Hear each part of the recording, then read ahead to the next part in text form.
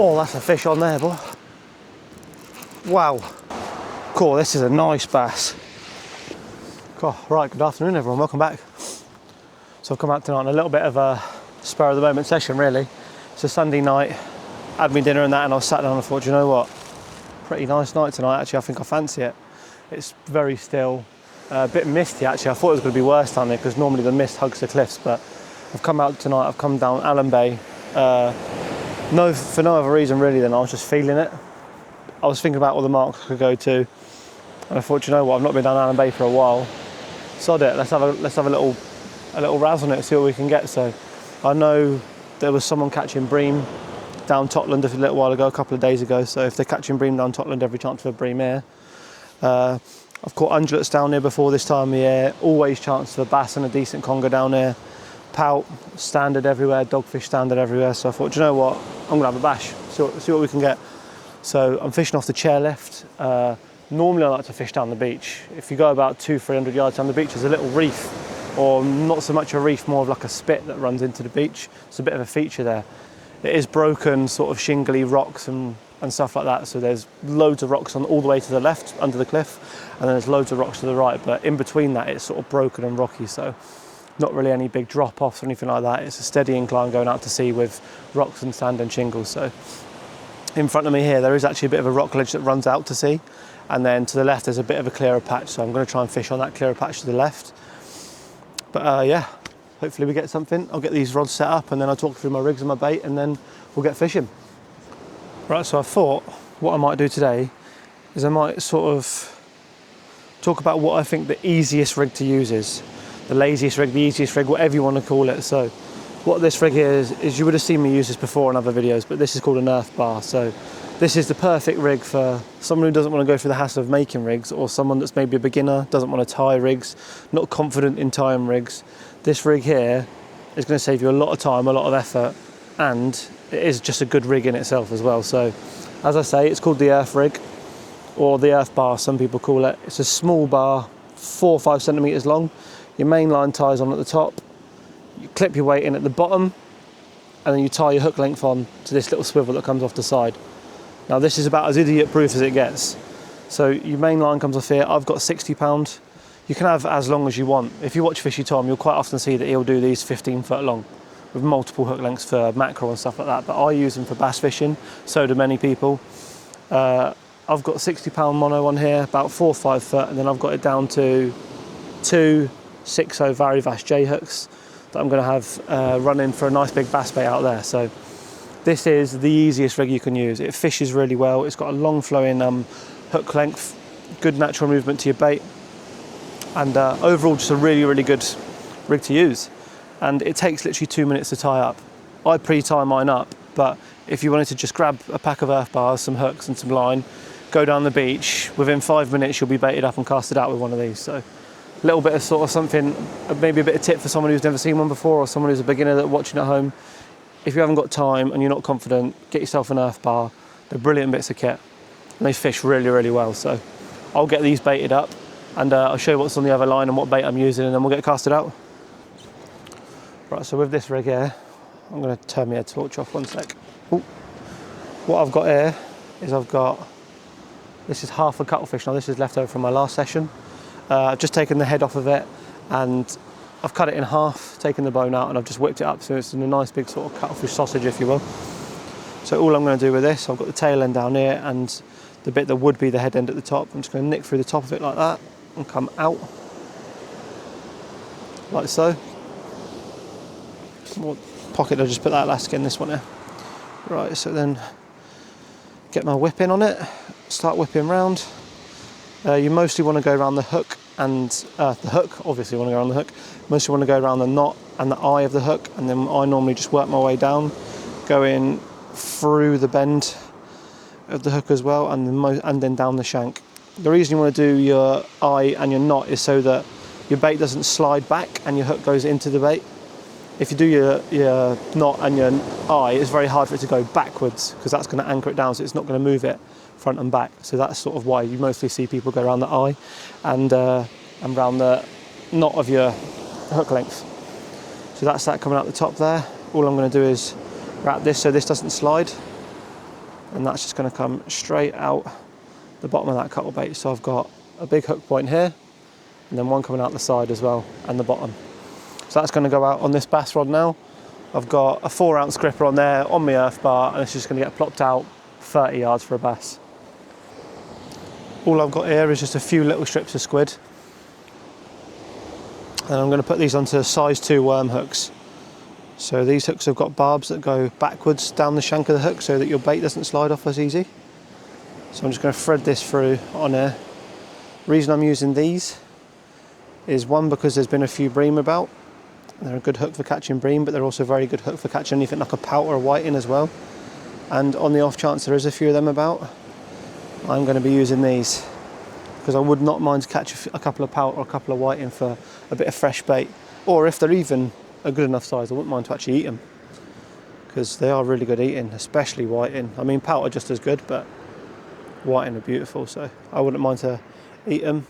Obviously you can't keep bass at this time of year, so that's one fish less that if I catch I can keep. So if I catch a nice juicy whiting or a juicy pout or something, I'll happily eat that.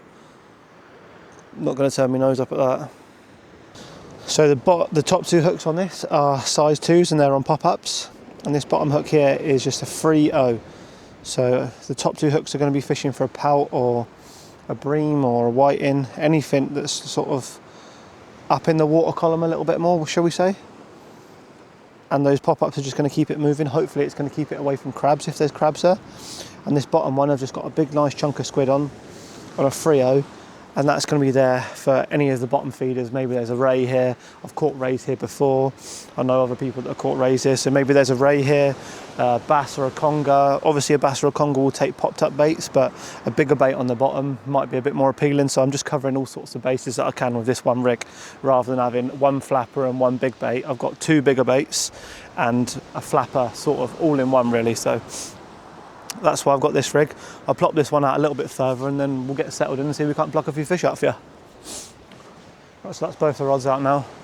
I'm not sure if I said it already, but we're fishing a flood tide. So low water was about half an hour ago. So we're going to be fishing it a decent portion up. The tide here runs from left to right. So normally you don't get too much tide here. It's not a really tidal venue. But sometimes on the big springs, obviously it is the same as everywhere. But for the most part, it's fairly, there is a bit of pull, but nothing crazy. So I've just dropped this bass rod left 30 yards out. The good thing about this venue is it's always deep water here. I mean, I couldn't tell you, I'm getting a bite on that already, I think. I couldn't tell you exactly how much water's here, but I would assume at low water you're still fishing in 15+ foot, well within casting range. Just got a little knock on that big rod then. But yeah, when I go out here in the boat, I know that when you're 100 yards off the beach, you're in well over 20 foot, so 20, 30 foot of water. So I would assume 80 or 100 yard cast, you're fishing 15 foot of water, maybe at low water.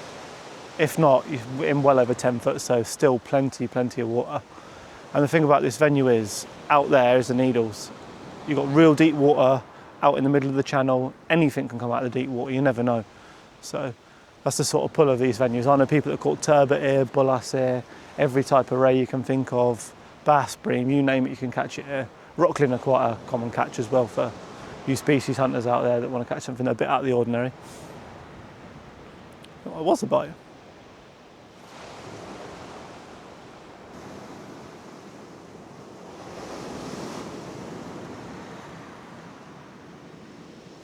Oh, that's a bit more of a bite there.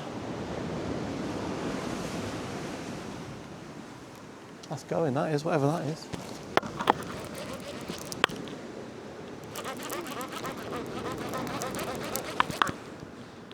We're into a fish. Doesn't feel like much of a fish, but gave an alright little rattle. It's coming in pretty easy.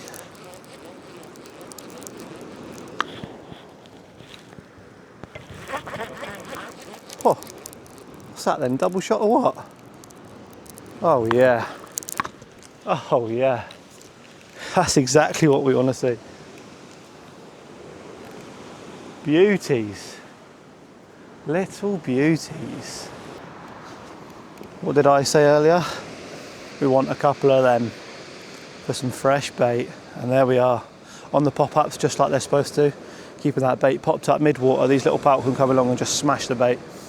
And them little hooks absolutely smoked them right in the bottom of the jaw, both of them hooked really nicely. So that is exactly what we wanted. Right now I'm probably only going to keep one of them. The bigger one there is probably big enough, that smaller one's probably a little bit under, so I'm going to throw that smaller one back and then dispatch that big one. Right, so there's that rod cast back out. Nice little double shot of pout there, we'll take that straight away on the first cast. It's really good to see those pout as well, because when you've got small prey, when you've got small prey fish like that, that's on that bass bait. So. But yeah, what I was saying was it's really good to see those pout, because when you've got small prey fish like that, it's very good, because that means that there's every chance that there could be a predator like a bass or a conger in there hunting those small pout. So now I've caught one, I've put that to the side. That one's definitely big enough. The other one was a bit small, so I put that one back. And we'll get him prepped up. We'll drop him out on a nice bass bait, and maybe we'll get a little bit of pout fillet whipped up for that bottom hook on that flapper, and just see what we can't pull out, because fresh pout is undeniably the best bait when it's dark, murky waters like this, like sort of late winter, early spring. Fresh pout is the king of baits. So not only is it nice to get a few pout just for the sake of catching them, but to get a half decent one like that is perfect bait. So that's a really, really good start to the session. Right, so this bass bait's been out here since we got here, so I'm going to reel this in and check it. It's been bobbing up and down, so I'm not sure there's a big old crab found it or something, I'm not sure. This is why it's been bobbing up and down. That was, didn't even bite. This is why dogfish are so sly, man. It's actually a pretty big dogfish, I'm not going to lie. Compared to the ones I've been catching recently, that's a monster. But that's been bobbing on there for quite some time, which is a bit annoying, because who knows how long that dogfish has been sat on there for. But luckily I've got another earth bar here ready, so I'll get him back. That's a pretty big dog, that.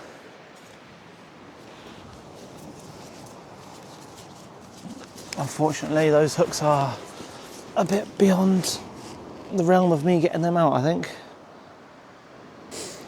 Right, so I've just got another earth bar ready, but on this one, I put a circle hook and I've got that pout head. So all I've done is I've cut the pout head off down at an angle, so I've kept all of the guts in there, and I've just trimmed the head down.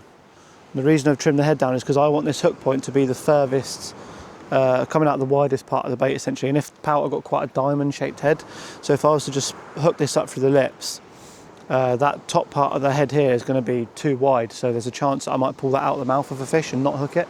So all I've just done is I've just trimmed that top part of the head down, and in doing that I've also exposed all of the brains and created loads more scent coming out of it as well. So it's sort of a win-win situation really, but that's the circle hook coming out of it. I've only just nicked it out through the lips, and that point is just probably about the same width as the widest part, so it gives me a bit more of a chance of actually hooking something, as opposed to having a big diamond shaped head and that coming out the top of the lip really. So that's the way I normally do my pout edge, trim them down a little bit. So yeah, we'll plop that one back out there. Bit of a shame that dogfish has been sat on there. It must have been sat on there ages, because it's been bobbing for ages, but it's not made any movements like it was a fish bobbing. It looked like it might have had a crab going on it or something, but it was only half a cuttle, so I just assumed that maybe there's a crab sat on it, and with cuttlefish it's pretty robust, so normally you can let them go on it for a while before they rip it up too much, but unfortunately there's a dogfish come along straight away and guzzled it down. So what it always gets to my head is, has a bass one pass that dogfish? Because if it had, it would have taken my bait if that dogfish weren't sat on there bloody sulking on it. But yeah, we'll get this out and hopefully we can connect with something a bit better. But a couple of fish already on the first casts, so yeah, looking pretty good so far. Big pout head in there now, soaking away. We've been fishing for about 40 minutes. So far not bad. Got a bite just coming on that big rod now. A couple of pout and a big dog, to be fair. But yeah, not a bad start really.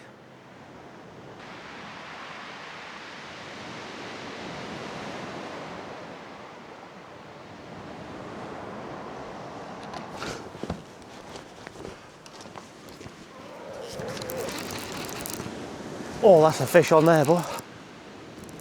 Wow, I was replying to my missus. This is on the pout head. This feels good. Oh, might have to land this down the side here. Oh, is that a bass or an eel? It's a nice bass. Whoa, 1 second. That took me by surprise. Bloody hell. Cool, this is a nice bass.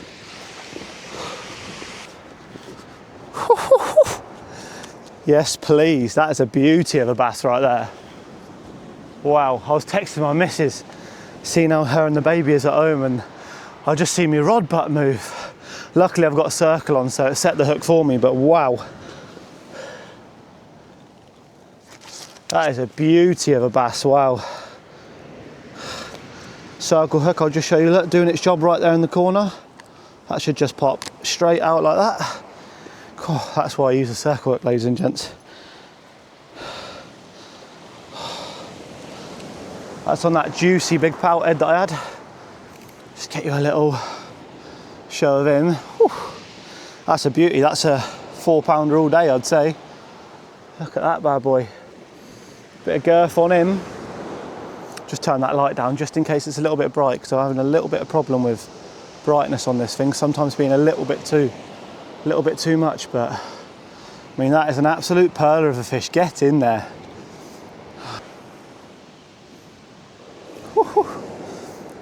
Right, we'll get a little weight on this boy, see what he is. I reckon he's over 4 pound. Oh yeah, what a fish. Not sure if you guys can see that, but 4.80, so that's 4 pound 12 ounces. What a beauty. What an absolute stunner. Just give you one last look before he goes back, because there's a bass ban on, so he's not going to be coming home, but that is an absolute stunner of a March bass. I am made up with that. I didn't think we were going to get one tonight, but we've managed to fluke it through the joy of that fresh pout head, so whew, what a stunner. I'll go get him back, and hopefully there's a few more knocking about, because it's still early on. There we go. Oh, he's absolutely battered that pout head. Don't know if I'm going to get another go off of that, but I've actually got another pout head in from my last session that I saved. So admittedly it's not a fresh one, but pout head's a pout head, ain't it? So I've still got that other rod out there fishing. Hopefully we can pick up another pout and we'll drop another one in there, but oh, I'm well happy with that. 4 pound 12 ounces. Didn't think it would be quite that much. Well, technically 4 pound 13, but it doesn't matter. Yeah, what a fish. So unexpected. Not really bassy conditions down here, but it is broken ground in front of me, rocky, and obviously the Needles is an amazing bass mark, so they do come running in here even when it isn't swelly and rough. But yeah, get in, what a beauty. I'm well happy with that. That's the first nice fish like that I would have caught on this new channel, so magic. Right, so I've just got another pout head prep there. Exact same way as I did before. Just actually, I haven't trimmed down the head on that one. I'll just give that a little trim first before I send that out. But this is one I caught from a session I went out on a few days ago, and I used the body for fillets, but I didn't use the head, so I threw the head in my box and took it home and froze it. So obviously nowhere near as good as fresh, but I mean, pout head's a pout head, ain't it, when there's bass around? So hopefully we can pluck something else out. But if we don't catch another fish, I'm over the moon with that, because I come out tonight with such little expectations and caught fish. So I mean, I'm made up. I forgot me bloody rag as well, so I've been having to use my jumper, so my missus is not going to be happy when she smells this when I get home. But yeah, I was literally sat there on my phone. I was just replying to my missus, making sure she's all right, because she's at home with the baby. And I just see me rod butt swing around at the corner of my eye, and I put my phone down and my rod's over. I'm not sure how long it was going for before I picked it up, but luckily that circle done its job. That little grip lead hung in there, and that circle must have just spun around in his mouth and hooked it for me. So when I lifted into it, it was already there, and I just had to worry about keeping attention on it. So beautiful. If those were J hooks there and that bite was going for a bit longer, then there's a chance that I could have missed that. But those circles do eliminate that sort of room for error to an extent. So they're a great bit of kit to get used to using.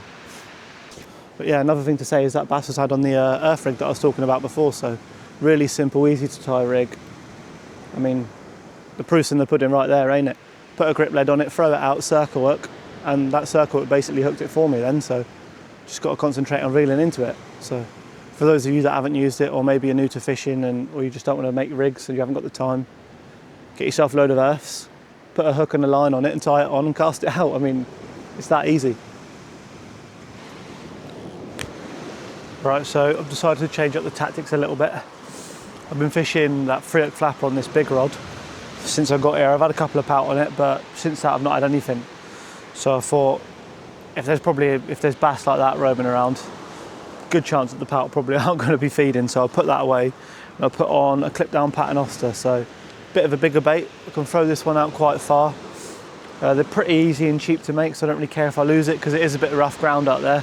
I'm just hoping that I can cast it out and maybe hit a bit of a patch of sand or something in between it. But I've got a couple of squid down there, 3 O-pennels of Varivash J-hooks, quite a short one, probably 3 foot maybe, down to a 5-ounce gripper. And yeah, going to buzz this one out a bit deeper, see if we can't switch it up a little bit because we've not had anything on this rod since those 2 pout at the beginning. So we gave it its dues, we tried it as best as we could, but it's getting into sort of the last hour maybe now, so I'm just thinking I'll just try and pump this out a bit further. You do every now and then get rays in here. I've had an undulate in here myself, like I said earlier, so just try and hit this one out a little bit further, see if we can't find a fish at distance, because at the minute that 3/8 flapper's not really producing anything for me. So obviously you can only catch what's in front of you, but try and switch it up, put a bit of a bigger, stinkier bait out there, and we'll see what we do.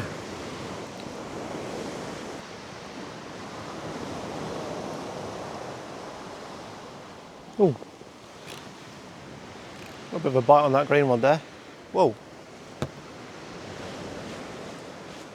Halfway through drinking a cup of tea.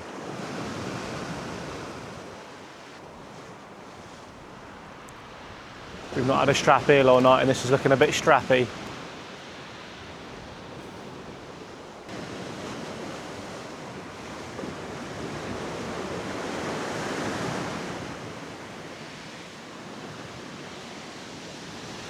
I'm going to pick this up and try and hit whatever this is because I don't think it's going to bite too many more times.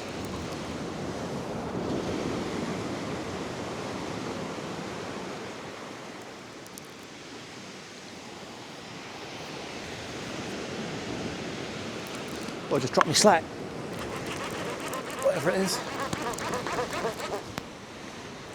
I've got salmon on there. A little bit of a head shake there.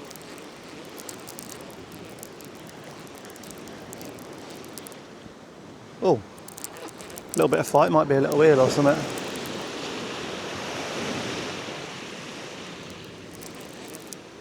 He's got a little bit of fight in him. What is it? Yeah, it is an eel.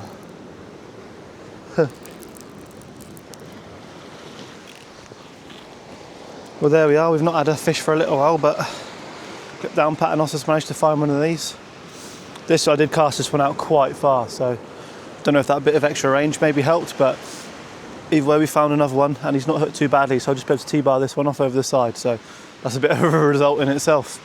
But we've done quite well to not get a strap up to this point because this can be a bit of a strap, a bit of a mark we get pestered by straps. So yeah, not bad, another little fish.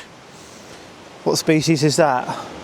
Species number 4 as well, so that's pretty cool. Right, so it's that time to pack up now. And to be honest with you, it's been unexpectedly a really good session. I come down here just on a bit of a whim, sort of sat at home thinking, oh, I might go out for a little session tonight. I've only fished for 3 hours. I've had 2 pout, a dog, a strap, and a beauty of a bass. So, I mean, really, really enjoyable session. Really easy, just park at the top of the chine, walk down, get onto the chairlift, fish off here, nice and comfy. Just enjoying. Just been really, really nice. But yeah, that bass is an absolute beauty. I'm well happy with that. And it's the first nice bass that I've got on my new bass rod. I bought an Achios Airlight 355 or 355. Should have probably said that. But yeah, cracking little rod. I've had a few other fish on it and that, but that's the first good bass I've had on the bass rod. So really nice to get that on that. And as I said earlier, 20, 25 yards probably casting. Just at the end of that little, there's like a little, I don't know what you'd call that, like a little pier that runs out that they dock boats on. So just dropping a nice bass bait off the end of that and it just done its job. So really, really nice. But yeah, I'm gonna reel these casts in, get all my stuff packed down and go home at a sensible time for a change. So if you have liked the video, please drop a like. And if you like what you see, there's gonna be plenty more videos coming up. Drop a sub to help me out. I think I'm only on about 50 or something like that. So I'm gonna try and get 400 or 500 by the end of the year, hopefully. So if you like fishing videos, and obviously as the year goes on, it's going to pick up fishing wise, so they're going to get better and better. So drop a sub if you want to hang around to see some of them. And yeah, thank you for watching. Appreciate you taking the time to watch the video, and catch you in the next one. Thank you.